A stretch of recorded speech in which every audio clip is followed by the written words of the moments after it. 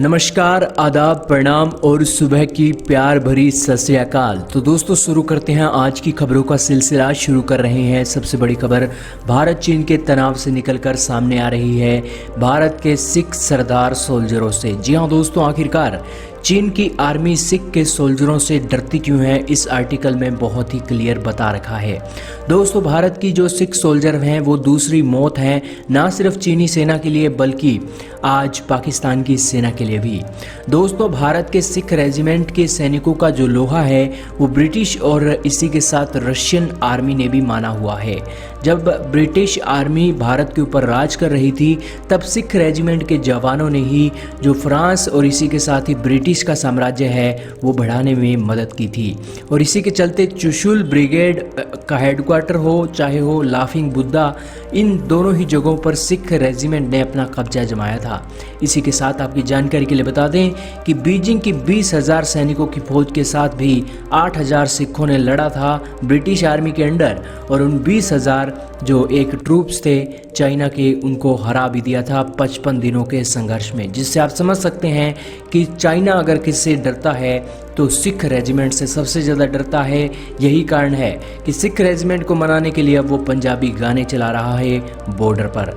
लेकिन दोस्तों सिख सोल्जर अपने गुरु की एक रहमत के दम पर आज पूरी दुनिया के सैनिकों के साथ लोहा ले सकते हैं। और राजनाथ सिंह ने भी कहा था कि हमारे सैनिकों का शौर्य इतना है कि कोई भी दुनिया का देश हमें बॉर्डर पर पेट्रोलिंग करने से नहीं रोक सकता। चलते हैं अगली बड़ी खबर पर।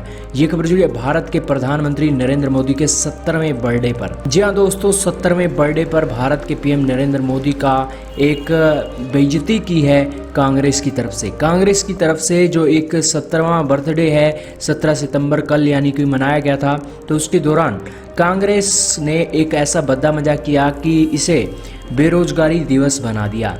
और इसी के चलते जहां पूरी दुनिया से भारत के प्रधानमंत्री को बर्थडे की विशिंग आ रही थी, तो उसी के चलते कांग्रेस ने अपने ही देश में भारत के प्रधानमंत्री की छवि को नुकसान पहुंचाने का काम किया है। लेकिन आपकी जानकारी के लिए बता दें कि ये भारत के प्रधानमंत्री कुछ ऐसे हैं कि इनकी छवि पर कांग्रेस ने जितना भी नुकसान पहुंचाया है उसका कोई भी असर पड़ा नहीं है।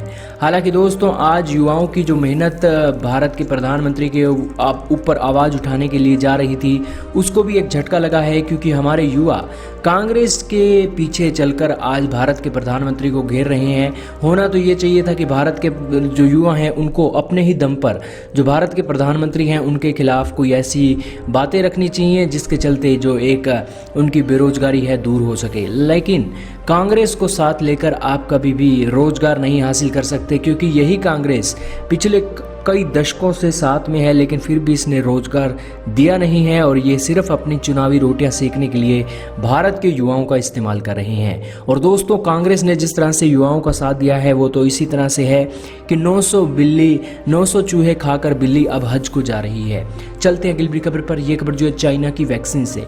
जी हाँ दोस्तों, चाइना ने अपनी वैक्सीन बना ली है रूस के बाद, लेकिन फिर भी चाइना की वैक्सीन को लेकर जो इंडियन इंटरेस्ट है वो बढ़ नहीं रहा है। आज भी भारतीय सोचते हैं कि चाइना की ये कोविड-19 की वैक्सीन किसी न किसी रूप में एक घातक है और इसका इस्तेमाल भारत में नहीं होना चाहिए। दोस्तों आपकी जानकारी के लिए बता दें कि चाइना ने भी रूस के बराबर वैक्सीन बना ली है, और तो और तीसरे फेज़ का ट्रायल भी चाइना ने रशिया से पहले पूरा कर लिया है। लेकिन फिर भी जो चाइना की कंपनी है, चाइना की कंपनी को दुनिया के एक भी देश ने अभी तक कोरोना वैक्सीन का ऑर्डर नहीं दिया है। सबसे बड़ा धब्बा और सबसे बड़ी एक बदनामी चीन की वैक्सीन की ये हो रही है। हालांकि पहले कोरोना वायरस पूरी दुनिया को दिया, और फिर जब कोरोना वायरस से निपट नहीं रहे हैं तो अब वैक्सीन भी पूरी दुनिया में देना चाहता है, लेकिन दुनिया के देश अब चाइना से वैक्सीन नहीं खरीदना चाहते।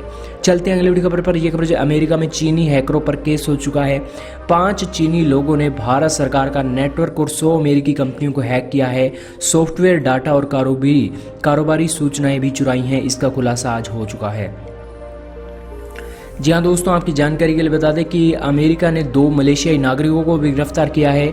चीन के हैकर्स यहाँ पर लगातार एक चीन को बचाने के लिए दूसरे देशों से एक हैकिंग का नेटवर्क चला रहे हैं। इसका बेपर्दा आज अमेरिका ने किया है।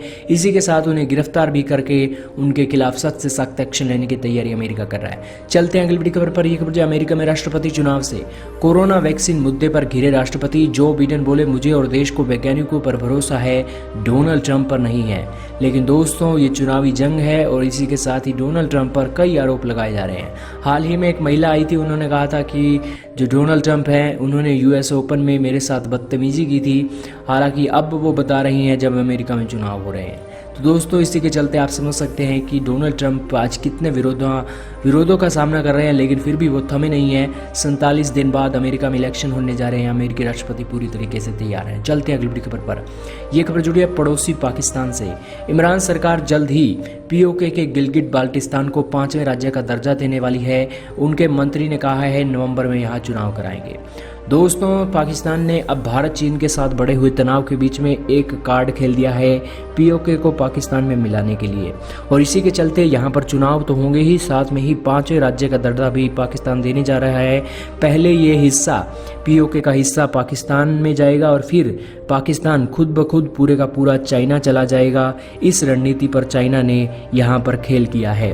हालांकि भारत को अब चाहिए कि पाकिस्तान जिस तरह से ये कदम उठा रहा है तो भारतीय सेना को एक एक्शन के रूप में पाकिस्तान को सरप्राइज करते हुए पीओके गिलगिट बाल्टिस्तान को दोबारा से हथिया लेना चाहिए, ताकि पाकिस्तान को भी अंदाजा लगे कि भारतीय सेना अब पीओके में नहीं अटैक करेगी बल्कि इस्लामाबाद और कराची में भारतीय सेना अब अटैक करने वाली है।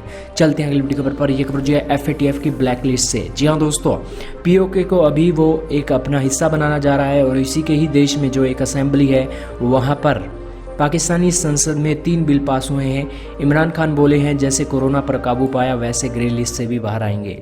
हालांकि ऐसा लग नहीं रहा है, ब्लैक लिस्ट होने का खतरा तक मंडरा रहा है, लेकिन ग्रे लिस्ट के लिए भी जो एक बिल पास करने की ज़रूरत है वो बिल पास आज किए गए हैं।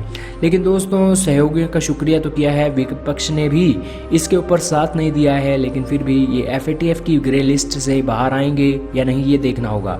चलते हैं अगली बड़ी खबर पर। यह खबर जब पाकिस्तान में टिकटॉक का क्रेज।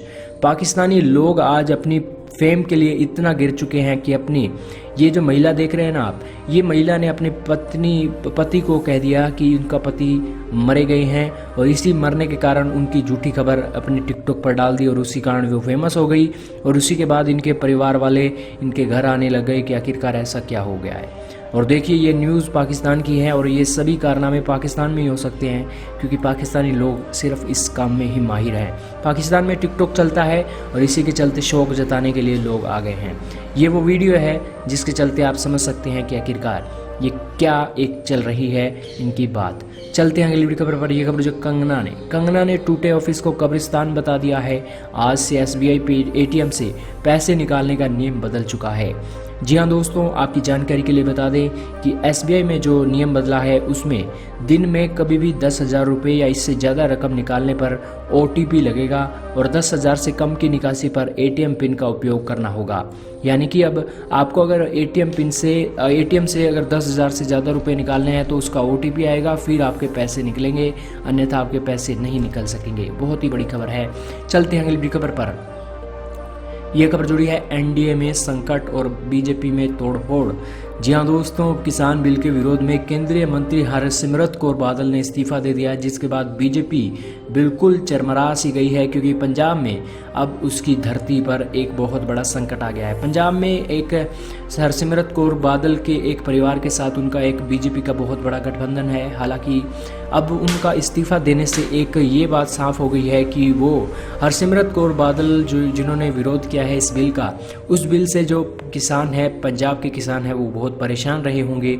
लेकिन बीजेपी ने भी, ये देखिए इनका ट्वीट भी सामने आया है और इसके बाद उन्होंने कहा है कि proud to stand with farmers as their daughter and sister. जी हाँ दोस्तों, इसी के साथ ही नरेंद्र मोदी का भी ट्वीट आ गया है। किसानों को भ्रमित करने में बहुत सारी शक्तियाँ लगी हुई हैं। मैं अपने किसान भाइयों और बहनों को आश्वस्त करता हूँ कि एमएसपी और सरकारी खरीद की व्यवस्था बनी रहेगी। ये विधेयक वास्तव में किसानों को कई और विकल्प प्रदान करने वाला है। लेकिन दोस्तों इसी के साथ ही आखिरकार ये माजरा बढ़ क्यों रहा है। भारत के प्रधानमंत्री नरेंद्र मोदी ने भी हरसिमरत कौर बादल की इस्तीफे को मंजूर कर लिया है, जिसके बाद पंजाब में बीजेपी अब समाप्त हो जाएगी ऐसा लग रहा है। लेकिन दोस्तों देखना होगा क्या होगा। लेकिन चलते हैं अगली बड़ी खबर पर। कोरोना देश में 24 घंटे में संक्रमण के 96,792 मिले हैं। 87,778 लोग एक दिन में ठीक भी हुए हैं। 1175 लोगों की जाने गई। अब तक 52 लाख के सामने आ चुके हैं। चलते हैं अगली बड़ी खबर पर। यह खबर जो पाकिस्तान में सहमे शिया मुसलमान। दोस्तों, ये पाकिस्तान चाहता है कि वो ग्रे लिस्ट से बाहर निकल जाए, लेकिन पाकिस्तान आज एक ऐसे मुहाने पर खड़ा है जहां पर कभी भी उसके ही देश में दंगे भड़क सकते हैं, क्योंकि दोस्तों शिया और सुन्नी मुसलमानों के जो एक गुट है वो पाकिस्तान को तोड़फोड़ कर सकते हैं। और अगर ये एक जंग शिया और सुन्नी मुसलमानों के बीच में पाकिस्तान में हो जाती है, और जो होगी ही, क्योंकि आतंकी संगठन आज सुन्नी मुसलमानों के आतंकी संगठनों ने शियाओं को मारने की धमकी दी है। दोस्तों, आपकी जानकारी के लिए बता दें कि अगर ये दंगा हो जाता है तो पाकिस्तान जरूर ब्लैकलिस्ट होगा, क्योंकि इसमें जो शिया मुसलमान हैं उनको ख़त्म करने के लिए आज ये कदम उठाए जा रहे हैं। वहीं दोस्तों, विराम देते हैं आज की इन सबसे बड़ी खबरों को। उम्मीद है आपको आज एक बेहतरीन जानकारी मिली होगी। वीडियो आपको कैसी लगी, लाइक और कमेंट करके जो बताइए। इस वीडियो में सिर्फ इतना ही था।